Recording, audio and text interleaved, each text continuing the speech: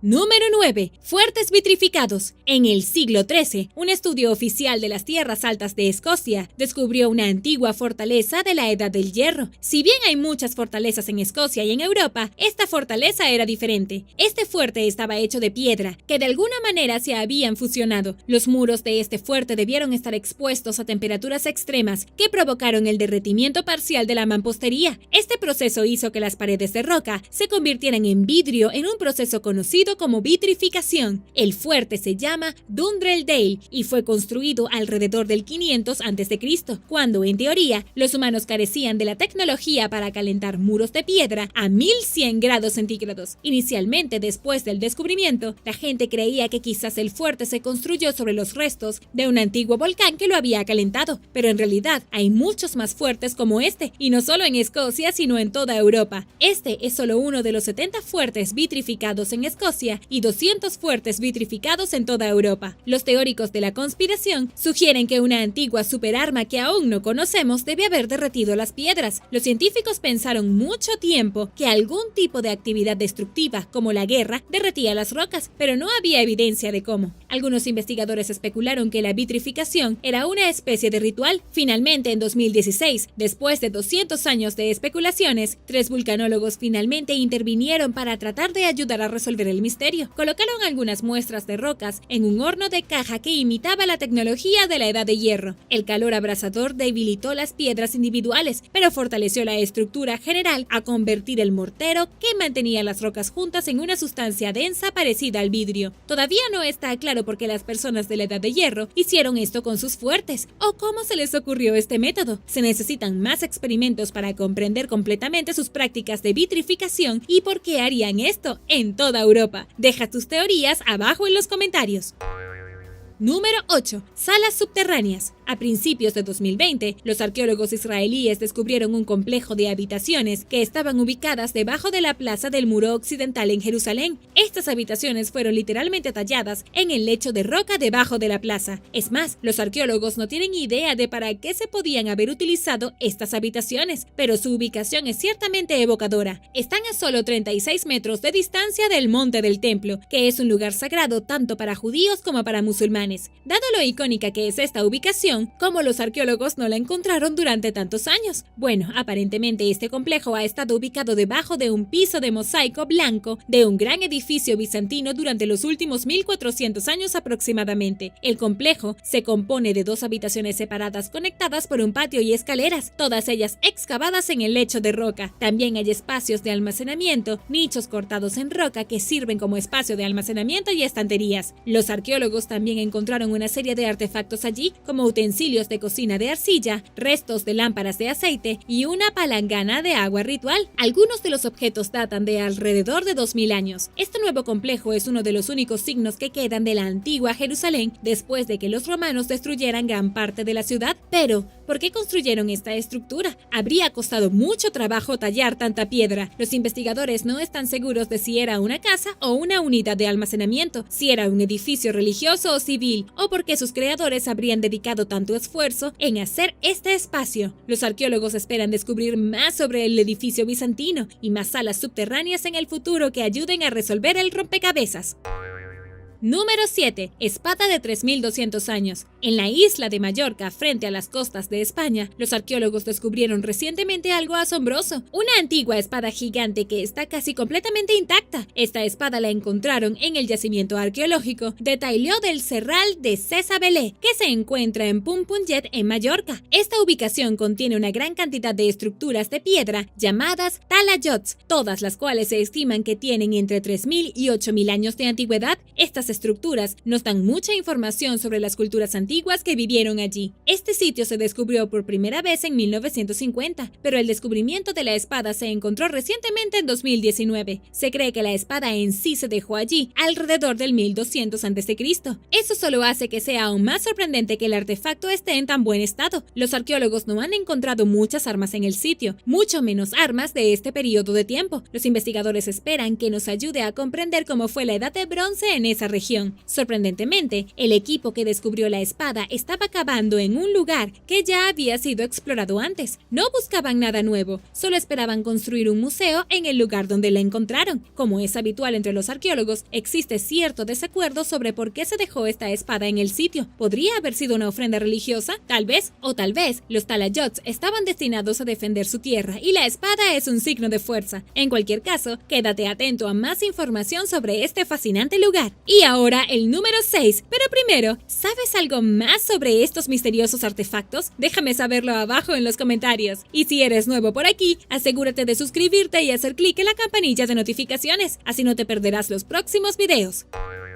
Número 6. El Drepanosaurus. El Drepanosaurus es todo un enigma. El primer fósil se encontró en Italia, pero todo fue aplastado y tuvo que ser reconstruido. Los científicos creían que era un reptil extinto, pero eso ahora se ha puesto en duda. Un segundo fósil fue encontrado en Goats Ranch, en Nuevo México, y este parecía tener una garra en cada pata en lugar de dedos. Ahora se piensa que en lugar de ser un dinosaurio o un reptil, estaba en su propia categoría de animal. Su garra frontal gigante estaba conectada a un hueso plano que no se ve en ningún otro animal conocido. También tenía un hocico delgado, una cola larga y musculosa y una cola de punta que le permitía agarrarse a los árboles. De hecho, lo que alguna vez se pensó que era un reptil, en realidad se parecía a un mamífero, más específicamente a un oso hormiguero. El problema con esto es que la evolución dicta que los animales cambian constantemente y los fósiles muestran el camino hacia los animales que vemos hoy. Este fósil es tan similar a algo de hoy en día que casi parece imposible. Algunos han sugerido que las dos especies evolucionaron independientemente una de la otra, lo que podría explicar esto, pero otros han sugerido que cuestiona toda la idea de la evolución. ¿Tú qué piensas? Déjame saberlo abajo en los comentarios. Parece que necesitamos encontrar más especímenes para encontrar la respuesta. Número 5. Nuevas especies de homínidos. Los científicos creen que pueden haber descubierto la existencia de una nueva especie de homínido no descubierta previamente, a la que denominaron Homo luzonensis. Sin embargo, si tienen razón, entonces los biólogos evolucionistas necesitarán seriamente repensar la evolución de la humanidad. Estos científicos descubrieron este nuevo fósil dentro de una cueva en Filipinas, pero si de hecho se trata de una nueva especie de homínido, entonces podría haber habido especies similares a los humanos en Asia antes de la partida de nuestros parientes más conocidos en África. Según los restos encontrados, esta nueva especie de homínido probablemente tenía alrededor de 1.22 metros de altura. Aunque era más pequeño que el Homo sapiens, compartía otras similitudes con nosotros. Por ejemplo, tiene el mismo tipo de molar. También hay pruebas que parecen indicar que el Homo luzonensis evolucionó a partir del Homo erectus, que es otro precursor de la humanidad. ¿Cómo pone esto en duda nuestra imagen actual de la evolución humana? Bueno, se piensa principalmente que los homínidos emigraron a Asia desde África en dos oleadas separadas. La primera oleada fue el Homo erectus, la segunda oleada fue el Homo sapiens. Los científicos solían pensar que el Homo erectus era el único homínido del bosque en Asia antes de que llegara el sapiens, pero si Homo luzonensis también estuviera allí, entonces necesitamos una imagen diferente. Los científicos aún no están seguros de esto, pero definitivamente será un tema de discusión en los próximos años. Número 4. Artefactos alienígenas aztecas. Hace unos años, un grupo de investigadores afirmó haber descubierto un tesoro de artefactos arqueológicos aztecas que parecen representar imágenes de extraterrestres. La cultura azteca se ha prestado para muchos hallazgos arqueológicos impresionantes a lo largo de los años. Hemos descubierto algunas de sus tumbas, sus templos y sus silbidos de muerte, entre muchas otras cosas. Pero si estos nuevos artefactos son legítimos, entonces no solo es interesante desde un punto de vista arqueológico, sino también desde un punto de vista extraterrestre. Supuestamente, se descubrieron alrededor de 400 artefactos. No han sido fechados, pero las fuentes dicen que el brillo que muestran es emblemático de la forma en que los aztecas sellaron sus rocas. Pero más impresionantes que su constitución son las figuras que representan. Muchas de estas piedras parecen mostrar imágenes de platillos voladores y figuras angelicales parecidas a extraterrestres, que aparentemente son adorados por figuras humanas. Algunos de estos artefactos tienen literalmente la forma del ovni clásico, y uno de ellos incluso tiene una pequeña figura alienígena en el centro. También hay cascos de piedra que tienen forma de cabeza alienígenas. Ahora bien, estos artefactos no parecen haber sido verificados por ninguna autoridad arqueológica, pero tampoco han dicho de manera concluyente que no son reales. Ojalá en los próximos años podamos encontrar más información sobre las circunstancias de este descubrimiento y de dónde vinieron. Número 3. Barco de Oseberg. Un humilde agricultor noruego se encontró con un notable hallazgo arqueológico completamente por accidente en 1903. Descubrió un barco vikingo totalmente intacto que también albergaba restos humanos y una gran cantidad de tesoros. Con los años, este barco pasó a llamarse Barco de Oseberg. Si bien no es el barco más grande, mide alrededor de 20 metros de largo. Es una locura que un artefacto tan inmenso no se haya descubierto durante tanto tiempo, e incluso entonces completamente por accidente. El tesoro dentro del barco también era notable por derecho propio. Por un lado, contenía el ahora famoso artefacto Buddha Bucket, que ha causado controversia en la comunidad arqueológica. La existencia de esta figura de Buda sugiere que los vikingos tenían interacciones con las comunidades asiáticas en ese momento, lo que significaría que su reinado fue mucho más amplio de lo que podíamos haber imaginado anteriormente. Las circunstancias del descubrimiento fueron asombrosas. El barco en sí estaba completamente cubierto por tierra que, a pesar de la humedad del suelo, en realidad ayudó a conservarlo en condiciones casi pristinas. Estaba tan bien conservado que todos los dibujos de la popa y la proa del barco aún son visibles después de varios siglos. De hecho, puedes ir a verlo por ti mismo en el Museo de Barcos Vikingos en Oslo. Número 2. Grutas de Longyu. Las grutas de Longyu son una serie de estructuras subterráneas cerca del pueblo de Xiyang-Beikum, en la provincia de Zhejiang, en China. Se cree que tienen al menos 2000 años, pero los científicos e investigadores no tienen idea de cómo se construyeron, para qué se usaron o incluso quién fue el responsable de ellas. Fueron descubiertas originalmente en 1992, con un total de 36 grutas que cubren un área de 30.000 metros cuadrados. Cada una está tallada a casi 30 metros en limolita sólida y contiene características como habitaciones, canalones y piscinas. Además de las cuestiones de construcción, también es peculiar cómo se tallaron con tanta precisión y por qué se mantienen en tan buenas condiciones. Las grutas se han inundado durante siglos hasta que el gobierno drenó muchas de ellas para poder explorarlas a fondo. Son una prueba de que hubo una civilización avanzada en la región en algún momento, aunque no se ha documentado ninguna. Parece que cada vez que los investigadores descubren cosas nuevas, también encuentran más preguntas que la ciencia no puede explicar.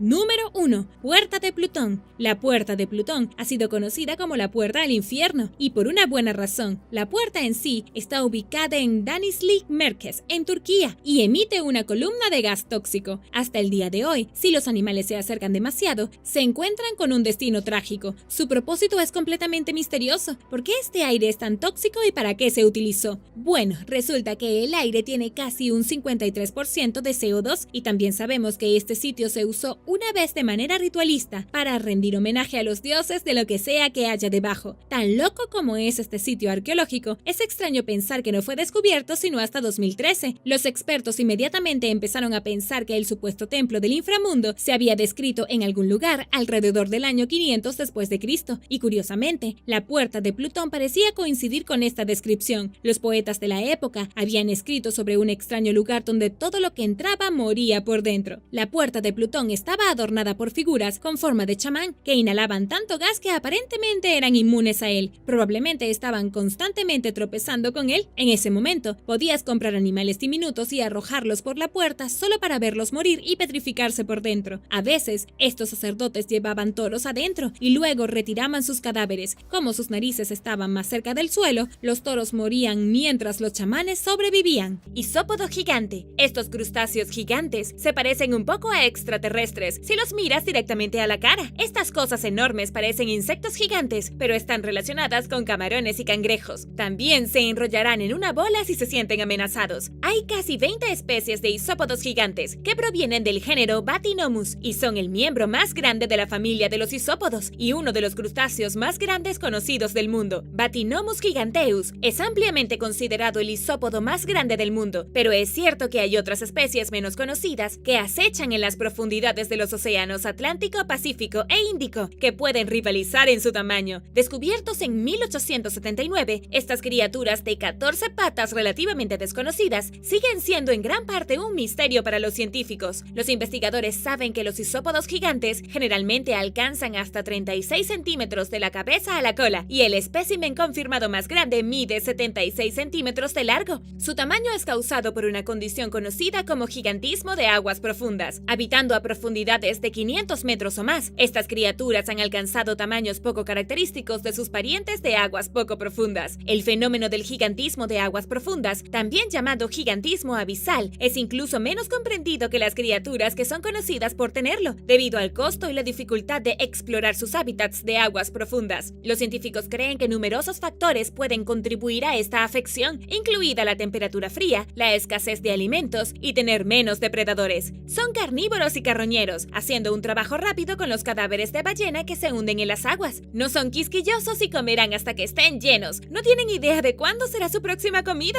y pueden pasar algunos años sin comer.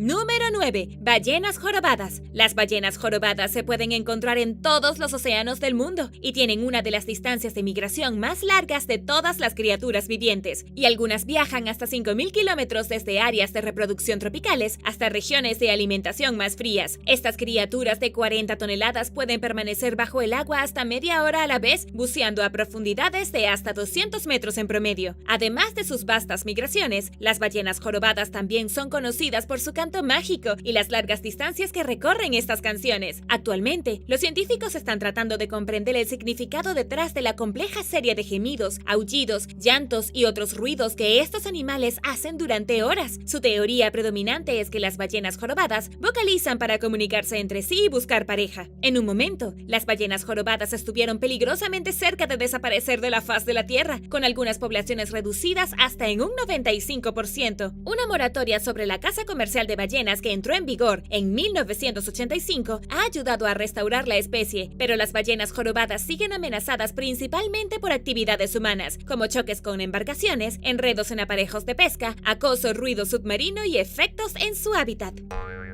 Número 8. Cangrejo gigante japonés. Uno de los artrópodos más grandes conocidos es el cangrejo gigante japonés, que es una especie de cangrejo marino que vive en las aguas del Pacífico cerca de Japón, principalmente frente a la costa sur de la isla de Honshu. Tiene la mayor extensión de patas de cualquier artrópodo, midiendo hasta 3.7 metros de garra a garra. El cuerpo de la criatura alcanza hasta 40 centímetros de ancho y el cangrejo en sí mismo puede pesar hasta 19 kilogramos. Los cangrejos japoneses habitan en respiraderos y agujeros en el fondo del océano, a profundidades de entre 50 y 600 metros, y generalmente viajan hacia el extremo menos profundo de su rango durante la temporada de reproducción. Son omnívoros, que a veces actúan como carroñeros al comer de los cadáveres de otros animales que se hunden desde arriba. Es difícil para los pescadores atrapar cangrejos japoneses, debido a las profundidades en las que viven, lo que uno pensaría que sería un buen augurio para la población de la criatura, pero la especie se considera un manjar culinario en algunas partes de Asia, y por difícil que sea cazarlas, la gente de alguna manera lo logra, hasta el punto de amenazar a los cangrejos japoneses debido a la sobrepesca. Y ahora el número 7, pero primero asegúrate de suscribirte si eres nuevo por aquí y también haz clic en la campanilla de notificaciones, así no te perderás los próximos videos.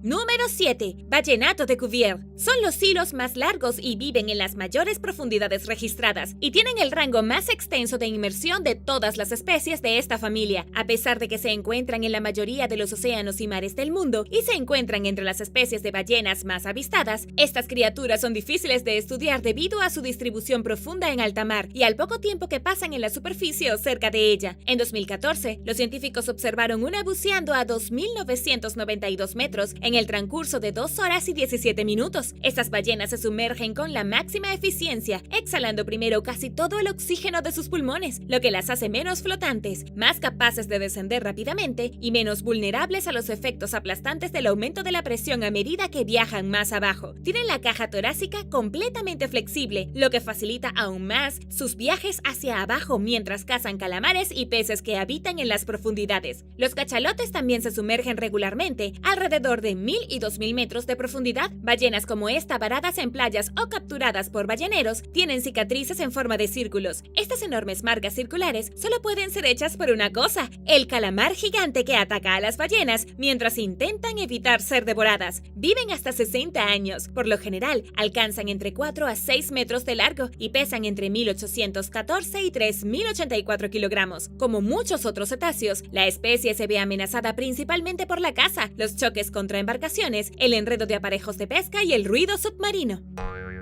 Número 6. Pez remo gigante. El pez remo gigante, que se cree que es la inspiración detrás del monstruo del lago Ness y muchos otros monstruos marinos mitológicos, es la especie de pez óseo más larga conocida, que alcanza hasta 17 metros de largo y pesa hasta 270 kilogramos. Los investigadores saben poco sobre esta especie enigmática y rara vez vista, que se cree que habita a profundidades de alrededor de 1000 metros. Según National Geographic, la mayoría de las veces, los humanos han observado especímenes muertos en lugar de vivos, debido a la tendencia de los pescadores a capturar ocasionalmente peces remo gigante como captura incidental, así como ocurrencias extrañas en las que llegan a la costa. En estas ocasiones, así como en los incidentes en los que aparecen peces remo gigantes cerca de la superficie del agua, los científicos creen que las fuertes corrientes y tormentas son las culpables y que el pez está angustiado o muriendo. Por muy aterradores y gigantes que parezcan, los peces remo gigantes son, en su mayor parte, inofensivos para los humanos, carecen de dientes reales y están equipados con estructuras más débiles llamadas branquiespinas y se alimentan principalmente de plancton, lo que no los convierte en una amenaza para los humanos, aunque eso no significa que tengan un aspecto aterrador. Número 5. Tiburón de peinetas. Son los miembros más grandes del orden Exanquidae, que consiste en los tiburones más primitivos de la Tierra. Crecen hasta 6.1 metros de largo y algunas estimaciones sitúan la longitud máxima en 8 metros. Hay 3 especies de estos tiburones que tienen el rasgo único de tener 6 branquias en lugar de 5, como la mayoría de los tiburones. Son increíblemente antiguos y se remontan a hace unos 200 millones de años, mucho antes de que los dinosaurios se extinguieran. Estas criaturas raras veces vistas pasan la mayor parte de su tiempo en las profundidades del océano sin luz, entre 200 y 1000 metros debajo de la superficie del agua. Dentro de su hábitat en las latitudes tropicales y templadas profundas, estos tiburones se jactan de ser los depredadores más grandes y dominantes. A diferencia de muchos tiburones, que son muy vulnerables a la sobrepesca, el tiburón de peinetas permanece en gran parte protegido por defecto de su hábitat de aguas profundas. Estos tiburones son raros, ya que no se les ve ni se capturan con mucha frecuencia, pero se cree que son abundantes y también son suficientemente fuertes como para evitar ser capturados por anzuelos y líneas de pesca, explicó el científico marino Chip Cotton. Los científicos luchan por estudiar estas especies simplemente por la profundidad en la que tienden a vivir y las dificultades asociadas que creían que vendrían a etiquetar a un tiburón de peinetas, incluidas llevar a un espécimen a la superficie desde su entorno oscuro y de alta presión, conectar un dispositivo GPS y liberar al tiburón sin traumatizarlo hasta el punto de matarlo en el proceso. El investigador Dean Groups, científico de tiburones de la Universidad Estatal de Florida, capturó y etiquetó 23 de estos tiburones en 2005, solo para descubrir que, contrariamente a las creencias arraigadas dentro de la comunidad científica, el 90% de los especímenes sobrevivieron a la terrible experiencia y volvieron a su vida normal. Quizás esto se pueda hacer con más frecuencia en el futuro. Número 4. Raya de aguas profundas. Este es el único miembro de la familia Plesiobatidae. Esta especie se encuentra habitualmente en el fondo del océano en la región del Indo-Pacífico, incluidas las aguas de Sudáfrica, Mozambique, Australia, Japón, Filipinas y las islas de Hawái, a aproximadamente entre 44 y 680 metros. Los especímenes alcanzan hasta 2.7 metros de largo y 1.5 metros de ancho, y pesan hasta 118 kilogramos. Se cree que el gran tamaño de las criaturas es una adaptación evolutiva que les permite alimentarse y valerse por sí mismos, lo que les da una esperanza de vida más larga de lo que se podría esperar. Esto compensa las tendencias de las rayas de aguas profundas a tener muy pocas crías, teniendo solo una camada de entre 2 y 4 crías cada año. Por muy grandes que sean y a pesar de tener una picadura venenosa, generalmente no representan una amenaza para los humanos. Estos carnívoros habitantes de las profundidades se alimentan principalmente de criaturas más pequeñas dentro de su misterioso hábitat, incluidos gusanos poliquetos, cefalópodos, peces pequeños, langostas, cangrejos, camarones y anguilas. Es más probable que ellas usen sus picaduras venenosas contra depredadores, como el gran tiburón martillo, conocido por depredar la especie.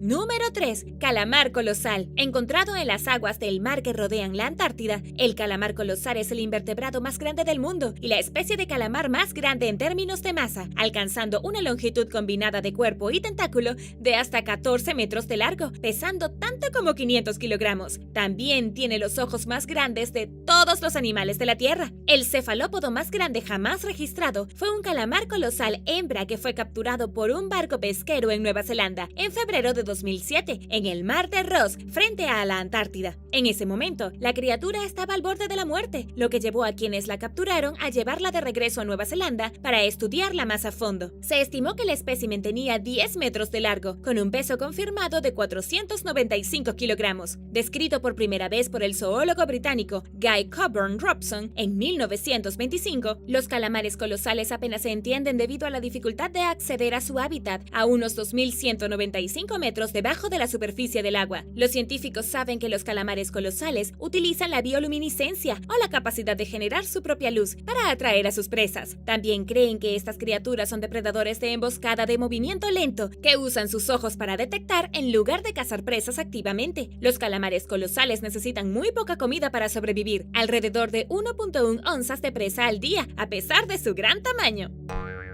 Número 2. Gusano de tubo gigante. Estos gusanos son una especie de invertebrado marino que se encuentra cerca de los respiraderos hidrotermales en el fondo del Océano Pacífico, donde son capaces de tolerar niveles extremadamente altos de sulfuro de hidrógeno. Sus cuerpos tubulares miden hasta 4 centímetros de diámetro, alcanzando longitudes de hasta 3 metros. Al igual que algunas otras criaturas de las que te hablé, estos gusanos son conocidos por una condición llamada gigantismo de aguas profundas, lo que los hace mucho más grandes que sus contrapartes de aguas poco profundas. La especie fue descubierta inesperadamente durante una expedición de 1977 al Reef de Galápagos, dirigida por el geólogo Jack Corliss. No había biólogos a bordo, ya que el equipo solo había planeado estudiar los respiraderos hidrotermales entre los que viven los gusanos. Esta constituye solo una de varias especies que el equipo encontró durante su expedición. Los gusanos son extremadamente resistentes y prosperan en aguas ricas en químicos y casi hirviendo en ausencia total de luz a profundidades de más de 1500 metros. En lugar de depender de la luz solar para obtener energía, debido a que obviamente no es una opción, se alimentan de bacterias que obtienen energía de los químicos en el agua a través de un proceso llamado quimiosíntesis. Sin boca ni tracto digestivo, los gusanos reciben nutrición directamente de las bacterias que viven dentro de sus cuerpos, que convierten los productos químicos emitidos por los respiraderos hidrotermales en alimento. Además de su estrategia de alimentación única, los gusanos están equipados con una pluma de color rojo brillante, que es un órgano especializado que utilizan para intercambiar oxígeno, dióxido de carbono, hidrógeno y otros compuestos con agua de mar. El tono rojo del órgano es el resultado de una alta presencia de hemoglobina o sangre. Sin vista, estos gusanos dependen únicamente de su capacidad de detectar movimientos y vibraciones. Cuando se ven amenazados, se retiran a sus tubos protectores. Los frágiles ecosistemas de ventilación en los que viven estas criaturas también albergan comunidades de camarones y cangrejos, que los científicos creen que se alimentan de las plumas rojas de los gusanos tubulares gigantes. Estos hábitats están amenazados por un factor inusual que, a diferencia de la mayoría de los demás en esta lista, no está relacionado con la actividad humana. Los cambios en la corteza terrestre debido a la actividad geotérmica, que podrían cortar el suministro de sustancias químicas emitidas por los respiraderos. Los científicos ya han aprendido que cuando esto sucede, todo el ecosistema muere.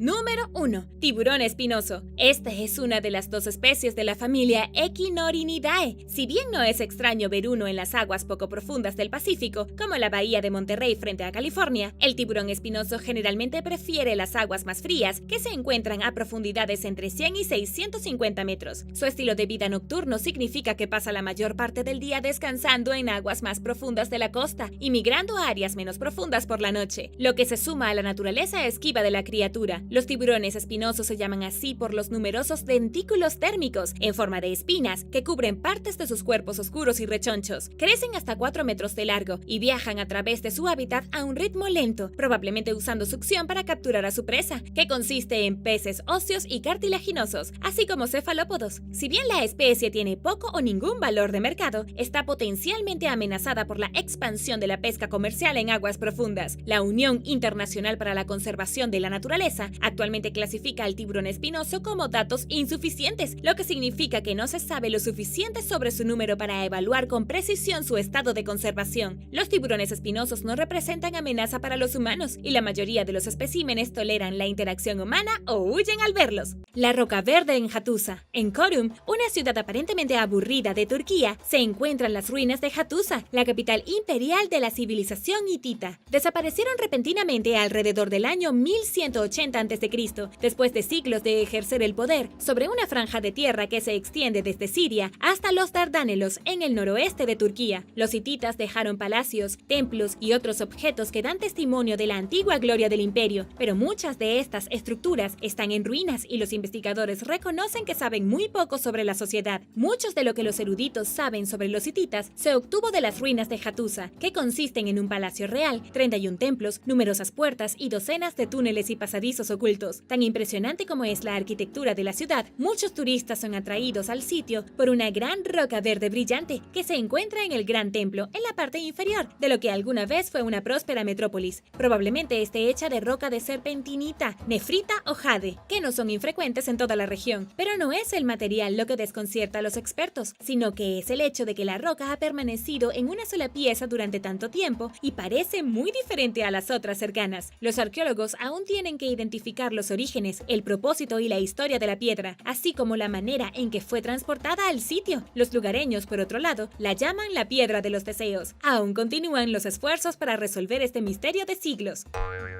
Número 9. Ofrenda de máscara de serpentina. A finales de 2011, arqueólogos del Instituto Nacional de Antropología e Historia de México descubrieron un tesoro de objetos en la base de la Pirámide del Sol en Teotihuacán, aproximadamente a 50 kilómetros al noreste de la Ciudad de México. Se cree que son ofrendas ceremoniales de un ritual de consagración realizado antes de que se comenzara la construcción de la pirámide hace 1900 años. La colección incluía piezas de obsidiana, cerámica y hueso, así como una máscara de serpentina verde hecha de piedra. Las ruinas de Teotihuacán, que cuentan con algunas de las pirámides precolombinas más grandes de América, se encuentran entre los sitios arqueológicos mesoamericanos más famosos, pero queda mucho por conocer sobre la misteriosa civilización no identificada que construyó la antigua ciudad que la sociedad abandonó siglos antes de que los aztecas la descubrieran alrededor del 1300. Los investigadores todavía están tratando de determinar definitivamente para qué se usó la pirámide del Sol y algunos especulan que era una tumba real, mientras que otros creen que sirvió como portal al inframundo. El tesoro escondido donde estaba la máscara fue descubierto debajo de un montón de escombros en el centro de la pirámide. Debido a sus cualidades sorprendentemente realistas, los arqueólogos creen que la máscara puede ser un retrato. Los expertos esperan aprender más sobre la gente de Teotihuacán mientras exploran más sus pirámides.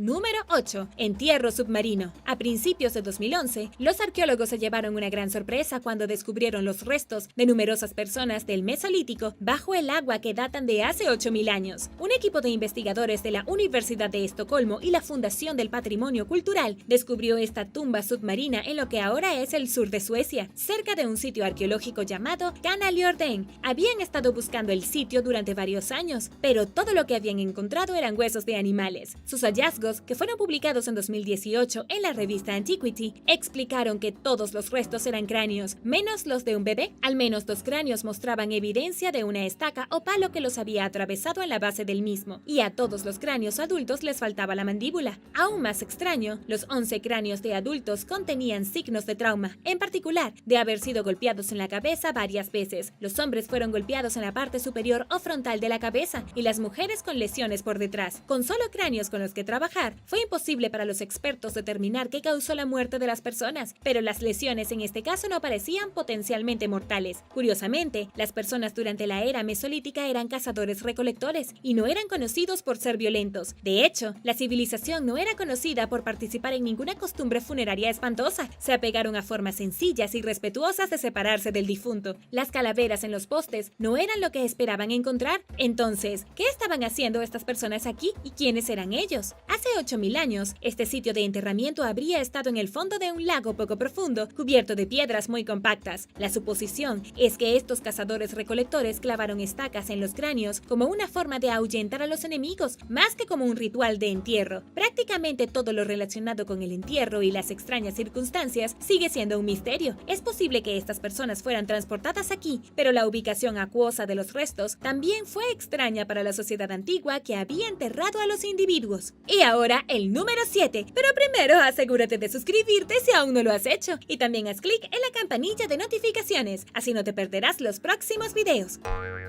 Número 7. Tribu africana fantasma. De la edad de piedra hasta la edad de los metales, 4 niños fueron enterrados en épocas diferentes. Sin embargo, estos niños han revelado muchos secretos sobre las personas que vivieron en Camerún, África, hace miles de años. En un estudio publicado en enero en la revista en línea Nature, los investigadores describen el hallazgo de 18 entierros humanos e innumerables objetos en el refugio de rocas Shumlaka, en las praderas de Camerún actual, que se remonta al menos de 30.000 años. Shumlaka es uno de los primeros asentamientos conocidos en lo que se cree que es la tierra natal de las tribus de habla bantú en la actualidad. Sin embargo, un análisis de ADN de los restos de 4 niños encontrados en el sitio mostró que sus primeros habitantes no están relacionados con las culturas modernas de habla bantú. Los niños que vivieron durante la Edad de Piedra eran un niño de 4 años y uno de 15, que murieron hace unos 8.000 años. Otros 2 niños, una niña de 4 años y uno de 8, fueron enterrados hace unos 3.000 años y corresponden a la edad del metal. Los 4 niños eran primos lejanos, a pesar de que cada grupo de niños vivió miles de años separados el uno del otro. Un tercio de su ADN está más estrechamente relacionado con los antepasados de las tribus de cazadores-recolectores que vivían en las selvas tropicales del oeste de África Central, a más de 500 kilómetros de distancia. Como sus predecesores, estas tribus llamadas pigmeas, como los Baka y Aka, no están estrechamente relacionados con los pueblos de habla bantú que actualmente viven cerca de Shumlaka. Los otros 2 tercios del ADN de los niños los vincula con una tribu fantasma de África, o en palabras del genetista de poblaciones e investigador principal del estudio, David Rick, una población fantasma de humanos modernos perdida hace mucho tiempo que no conocíamos antes. Estos hallazgos desafían la idea previamente sostenida de que las tribus de habla bantú se originaron en Shulaka y en sus alrededores. Si bien es posible que varios grupos hayan utilizado el sitio, incluidos probablemente algunos antepasados bantúes, el material genético de los niños muestra que los investigadores tienen un largo camino que recorrer cuando se trata de desenterrar la red de nuestros antiguos linajes.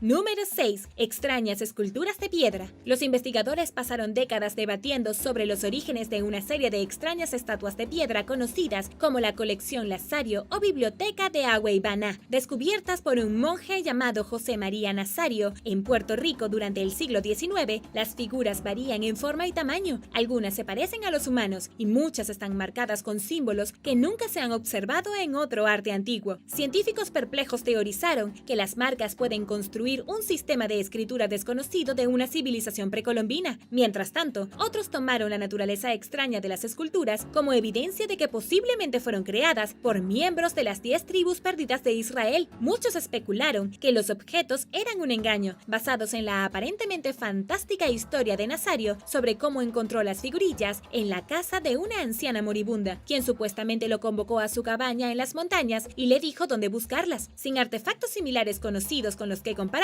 probar o refutar la autenticidad de las estatuas fue especialmente complicado. Finalmente, los investigadores dejaron de intentarlo más o menos. La misión fue revivida en 2001, en medio de un renovado interés entre los académicos, y el año pasado, los expertos realizaron un examen microscópico de las esculturas en el laboratorio. Los resultados de las pruebas revelaron que la colección fue definitivamente tallada en algún momento durante el siglo XVII, lo que muestra que las estatuas no son falsificaciones ni están asociadas a las 10 tribus perdidas de Israel. Pero quedan muchas preguntas sin respuesta, incluido quién creó las figurillas y qué significan sus símbolos no identificados. ¿Alguna conjetura? Déjame saberlo abajo en los comentarios.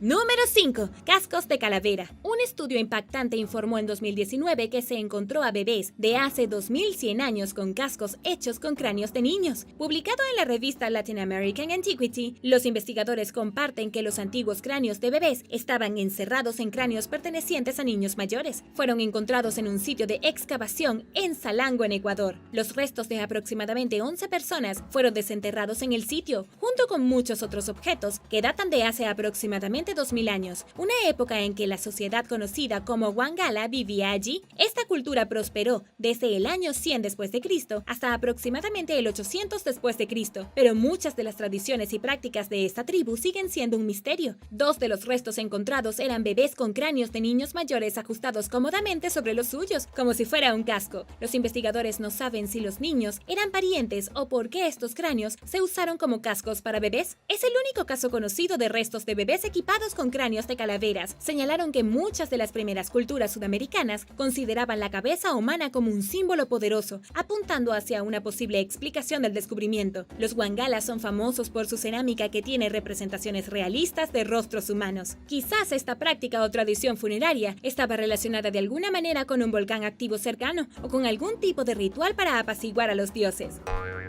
Número 4. Arte rupestre de amputación. Numerosos sitios de arte rupestre paleolítico en toda Europa presentan imágenes de manos a las que le faltan dedos, lo que lleva a los investigadores a tratar de averiguar por qué. Durante mucho tiempo, las teorías predominantes argumentaron que las imágenes representaban señales de mano o un sistema de conteo, pero en un artículo de 2018, publicado en el Journal of Paleolithic Archaeology, un trío de investigadores sugirió una explicación alternativa, que las manos a las que les faltaban los dedos fueron pintadas por personas que participaron en prácticas rituales de amputación. En otras palabras, personas a las que les faltaban dedos crearon estas imágenes. Pero ¿por qué a tanta gente le faltaban dedos? Ciertamente no fue congelación, ya que gran parte de las obras de arte se encontraron en regiones donde las temperaturas bajo cero son raras. Los investigadores examinaron las huellas de manos de la edad de piedra en todo el mundo, así como información etnográfica sobre el tema, e identificaron 121 sociedades que practicaban hasta 10 rituales distintos de amputación de segmentos de dedos. ¿Sabías esto? Yo no lo sabía. Estas civilizaciones existieron entre África, Asia, Oceanía y las Américas, y sus prácticas de amputación son una explicación probable de su obra de arte. Pero ¿por qué las sociedades antiguas eliminaban sus dedos o segmentos de sus dedos? Las razones probablemente varían mucho. Por ejemplo, en algunas sociedades, la gente se quitaba los dedos por la pérdida de sus seres queridos. En otro caso extraño, a veces, las mujeres le cortaban el dedo a su hijo creyendo que le estaba buena suerte, y luego la madre se lo tragaba. Los dedos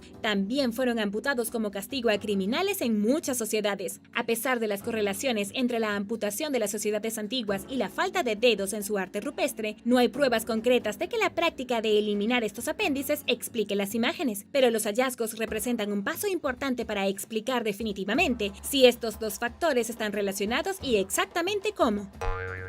Número 3. Alfombra Pazyryk. Esta alfombra fue descubierta en la tumba de un príncipe hitita situada en el valle de Pazyryk en Siberia, en un notable estado de conservación. La alfombra Pazyryk es la alfombra de pelo más antigua del mundo. Es importante saber que el intrincado diseño, que consta de 4 capullos de loto, 24 figuras en forma de cruz y representaciones de hombres a caballo, se remonta al siglo V a.C.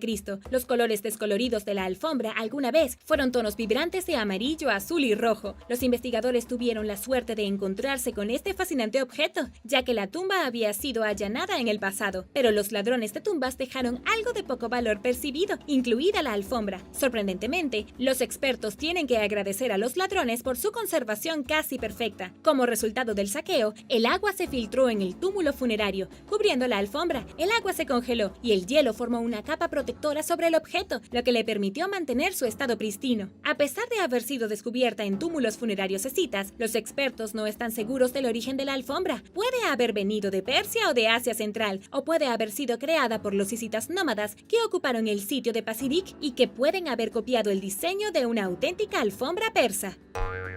Número 2. Complejo de piedras de origen desconocido. En un estudio publicado a finales de 2016, los arqueólogos informaron sobre el descubrimiento de un enorme complejo de piedra de 1500 años de antigüedad de origen desconocido a lo largo de la costa oriental del Mar Caspio, en lo que hoy es Kazajistán. Ocupando una vasta área que totaliza alrededor de 300 acres, las estructuras de piedra varían en tamaño, con la más pequeña que mide 4 por 4 metros y la más grande mide 34 por 34 metros. Algunas de ellas se parecen vagamente a las rocas del Stonehenge. En palabras de los arqueólogos, las estructuras están hechas de losas de piedra insertadas verticalmente en el suelo. Hay tallas de armas y criaturas en algunas de las piedras. Entre las ruinas se encontraron los restos de una antigua silla de montar parcialmente hecha de plata, con imágenes de ciervos, jabalíes y otros animales. Debido a la economía en apuros de la región, las excavaciones y la investigación han sido lentas, y los arqueólogos solo pueden teorizar sobre quién construyó el complejo y los objetos dentro de él. Los diseños de la silla de montar sugieren que se hicieron durante el colapso del Imperio Romano, también en una época en la que un grupo llamado hunos estaba emigrando por Europa y Asia. Y aunque todas las señales apuntan a que los hunos posiblemente hayan construido el sitio, se requiere una mayor exploración.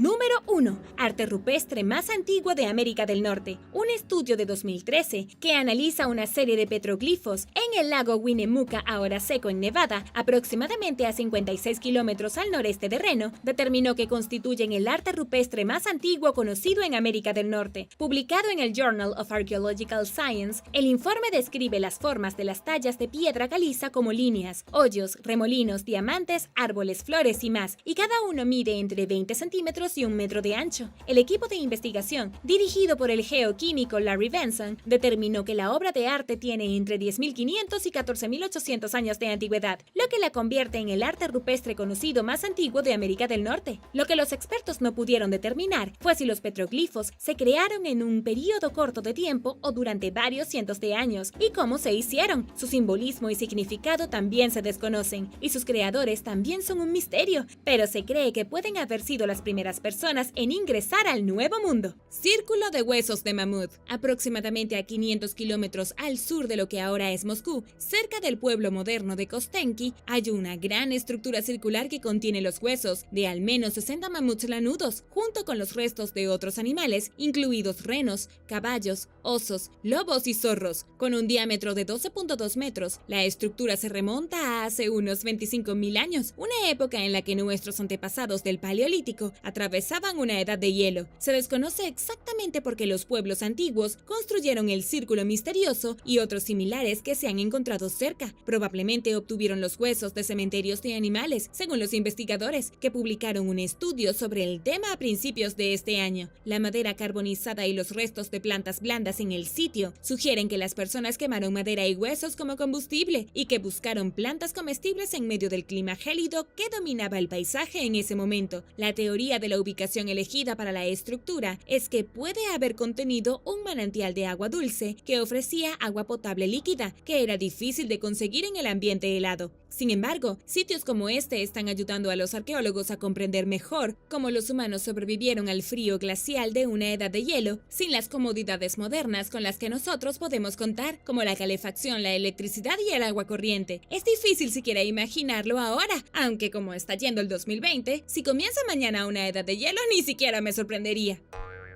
Número 9. Naufragio del siglo VII. Un naufragio del siglo VII descubierto frente a las costas de Israel en 2015 ofrece a los investigadores nuevos conocimientos sobre cómo era la vida en la región en medio de una transición del dominio bizantino al islámico. El buque de 25 metros de largo se hundió hace 1300 años, llevándose consigo un cargamento que constaba de 103 ánforas llenas de productos agrícolas y objetos cotidianos, incluidos artefactos con inscripciones griegas y árabes, así como símbolos cristianos y musulmanes. Se desenterraron 6 tipos diferentes de ánforas, incluidos 2 tipos que nunca se habían excavado. Si bien la mayoría de las ánforas parecían provenir de Egipto, los tipos recién descubiertos están en gran parte envueltos en misterio. Dentro de los contenedores había aceitunas, dátiles, higos, espinas de pescado, piñones, uvas pasas y más, según el Jerusalem Post. Estos hallazgos desafían la creencia común entre los académicos de que este periodo de transición en la historia estuvo marcado por la desaceleración del comercio en el Mediterráneo Oriental. La gente todavía quiere artículos de lujo, pase lo que pase, incluso si se lleva meses conseguirlo. No se encontraron restos humanos, pero el barco se hundió bastante cerca de la costa, lo que llevó a los investigadores a creer que su tripulación sobrevivió. Sin embargo, gran parte del barco todavía está esperando ser excavado, incluido el alojamiento del capitán, que es donde se guardan los artículos más valiosos.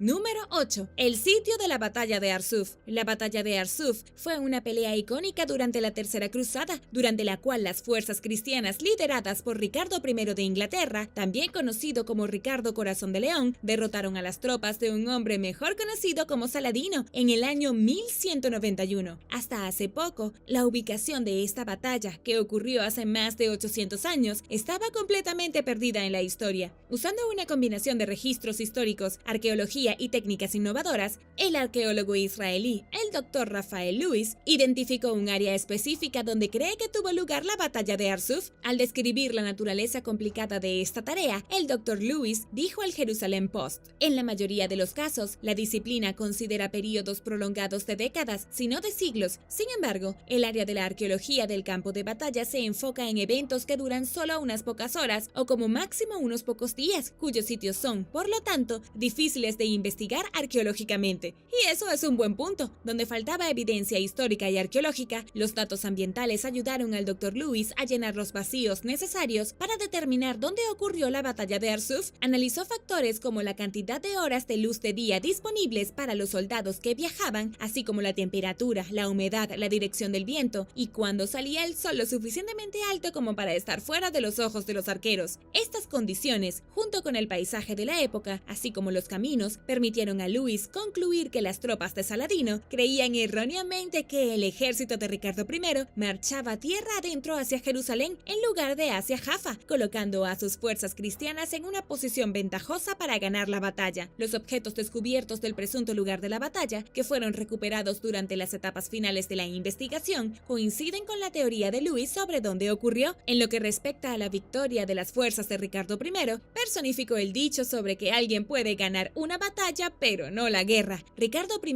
ganó la batalla, pero no pudo destruir las fuerzas musulmanas, explicó Lewis. Los cruzados nunca lograron reconquistar Jerusalén, que era su objetivo final. Y ahora el número 7. Pero primero, si eres un suscriptor que regresa, bienvenido de nuevo. Y si eres nuevo por aquí, asegúrate de suscribirte y hacer clic en la campanilla de notificaciones, así no te perderás los próximos videos. Número 7. Bala de cañón dorada. A principios de 2019, un cazador de fósiles y estudiante de medicina de 22 años, llamado Aaron Smith, descubrió una llamada bala de cañón dorada con un fósil de 185 millones de años en su interior. El joven estaba explorando la playa de Southend, en Yorkshire, en Inglaterra, cuando vio el curioso objeto recubierto de pirita. Basado en su apariencia brillante y su experiencia como coleccionista de fósiles experimentado, el señor Smith sospechaba que el artículo podría contener un fósil, y como era de esperar, tenía razón. En un video que se volvió viral, se le puede ver abriendo la piedra, revelando un fósil en forma de espiral, antes de volver a cerrarla. Las concreciones piríticas, apodadas como balas de cañón, se encuentran típicamente entre el esquisto y son comunes a lo largo de la costa de Yorkshire, según el Daily Mail. La criatura encapsulada en el fósil que el señor Smith encontró proviene del género Cleviceras, que se extinguió durante el período Jurásico. Estos ejemplares se descubren con frecuencia, debido a la tendencia de la piedra caliza a preservarlos perfectamente, a diferencia de los cefalópodos actuales, que rara vez se descubren en forma fosilizada debido a su falta de caparazón duro. Todavía me impresiona que estos fósiles de 185 millones de años estén a lo largo de nuestra hermosa costa de Yorkshire esperando a ser encontrados, dijo Smith en un video de gran circulación de él mismo abriendo la bala de cañón dorada. La criatura que aparece en el fósil de Smith es una amonita, una criatura antigua que tenía un caparazón acanalado en forma de espiral y que vivió en la Tierra hace entre 240 y 65 millones de años. Con frecuencia se descubren fósiles de amonitas, especialmente a lo largo de la costa jurásica, donde Smith encontró el objeto en cuestión. Por muy comunes que sean, estos seres son fascinantes. ¿Has encontrado alguna vez un fósil? Déjame saberlo abajo en los comentarios. Número 6. Tesoro de un naufragio. En lo que se ha apodado un jardín de oro, los arqueólogos descubrieron recientemente un tesoro de casi 50 millones de dólares en oro en un naufragio de 150 años frente a la costa de Carolina del Norte. El SS Centroamérica estaba cargado de lingotes de oro, monedas y polvo cuando zarpó de Panamá durante el apogeo de la fiebre del oro de California, solo para encontrarse con un huracán en el Atlántico el 12 de septiembre de 1857, cuando se hundió en el lecho marino, llegando a descansar 2.438.4 metros debajo de la superficie del agua y alrededor de 257.5 kilómetros de la costa de Carolina. Un equipo dirigido por el científico jefe Bob Evans descubrió los restos del naufragio en 1988, y no ha sido ningún secreto en los últimos años que se recuperó parte del extremadamente valioso botín del barco, pero la totalidad de los tesoros del barco permaneció sin revelar hasta hace poco. Recientemente se supo la noticia que detalla el vasto tesoro de riqueza que los arqueólogos encontraron a bordo del SS Centroamérica, incluidas 3.100 monedas de oro, 45 barras de oro y más de 36 kilogramos de polvo de oro. Evans limpió el oro pieza por pieza, según el Daily Express, y comentó en 2018: "Esta es una temporada completamente nueva de descubrimientos. Ahora estamos mirando debajo de la suciedad y el óxido que hay en las monedas, quitando esos objetos y esas sustancias y viendo el tesoro como estaba en 1857. Una sola moneda tenía un precio de venta estimado de hasta $1 millón, según Dwight Manley, del California Gold Marketing Group. La recuperación del tesoro de oro fue posible gracias a un vehículo operado a distancia que recogió el tesoro tras el descubrimiento del naufragio.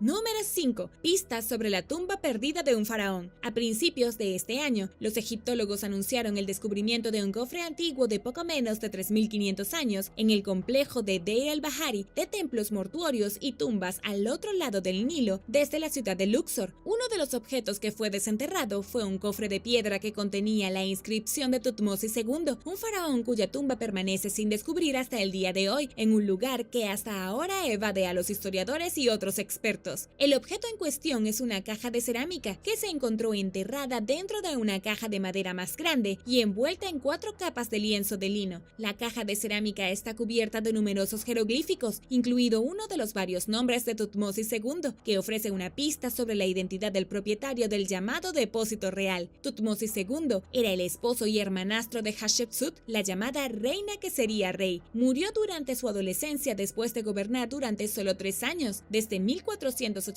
hasta 1479 a.C., durante la 18ª dinastía de Egipto. Los expertos creen que la inscripción en la caja de cerámica que lleva su nombre, que se encontró cerca de la tumba de Hatshepsut, posiblemente pueda ayudar a llevarlos a su tumba. Andrzej Niewinski, profesor del Instituto de Arqueología de la Universidad de Varsovia, dice que están muy cerca. Lo que viene después queda por ver. Número 4. Figuras de arcilla de Dios. En lo que sin duda equivale uno de los hallazgos arqueológicos más controvertidos de este año, un profesor llamado Joseph Garfinkel afirmó recientemente que un puñado de figurillas masculinas de arcilla de 3.000 años representan figuras del rostro de Dios o Yahvé. Las figurillas, que se encontraron en antiguos lugares de culto, representan a un hombre barbudo con la cabeza aplanada, con una corona y agujeros en las orejas, y fueron descubiertas junto a pequeñas estatuas de caballos. Citando escrituras bíblicas sobre Dios montado en un caballo, Garfinkel argumentó su caso solo para encontrar reacciones violentas de otros arqueólogos, quienes afirman que el período de tiempo durante el cual se elaboraron los objetos se alinea con una política contra la creación de cualquier cosa que esté en el cielo. En cambio, dicen los otros expertos, las cabezas representan a varios dioses, en lugar de solo al propio Yahvé. Incluso llegaron a acusar a Garfinkel de atender a la demanda popular generadora de dinero y de referirse a su identificación de las cabezas como infundadas y, en el mejor de los casos, tentativas. A pesar de las críticas generalizadas, Garfinkel se mantiene fiel a sus supuestas afirmaciones basadas en la Biblia. En sus palabras al Daily Mail, como todo descubrimiento, algunos lo aceptan y otros lo rechazan.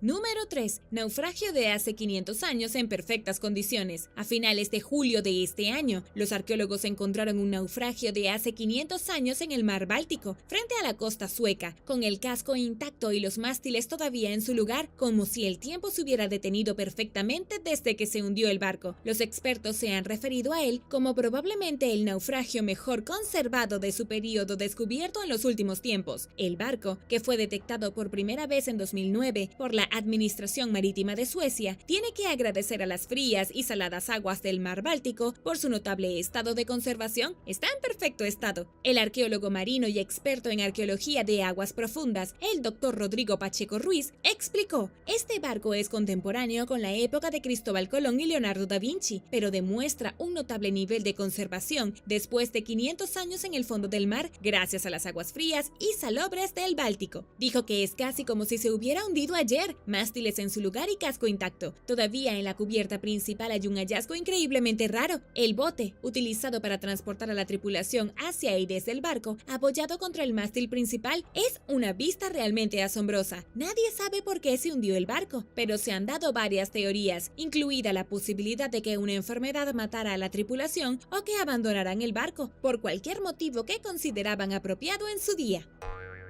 Número 2. Escudo de la Edad de Bronce. En lo que ha sido aclamado como uno de los descubrimientos arqueológicos más importantes de los últimos tiempos en el Reino Unido, los científicos anunciaron recientemente el descubrimiento de una tumba de 2.200 años perteneciente a un guerrero de la Edad del Hierro que falleció a los 40 años. El equipo, dirigido por la arqueóloga Paula Ware, descubrió la tumba cerca de Pocklington, en Inglaterra, a finales de 2018, durante una excavación de rutina que estaban realizando en un sitio donde se iban a construir nuevas casas. Dentro del entierro hierro, había un escudo de bronce de 75 centímetros, un carro, un tenedor sujeto a los restos de una costilla de cerdo, dos pequeños broches, uno de vidrio y otro de bronce, y los restos de dos caballos que parecían estar deliberadamente en una postura de salto. El escudo es particularmente fascinante, con intrincados remolinos y una esfera que sobresale en su centro. En una entrevista con Life Science, Ware explicó que el ocupante de la tumba era probablemente un miembro importante de la sociedad. Si bien no es raro encontrar carros en los entierros antiguos, la tumba es aclamada como un descubrimiento importante, en gran parte debido a su notable estado de conservación. Este tipo de tumbas se descubren con mayor frecuencia en la actual Bulgaria, donde la práctica de enterrar a los guerreros con sus carros era especialmente común durante el período romano.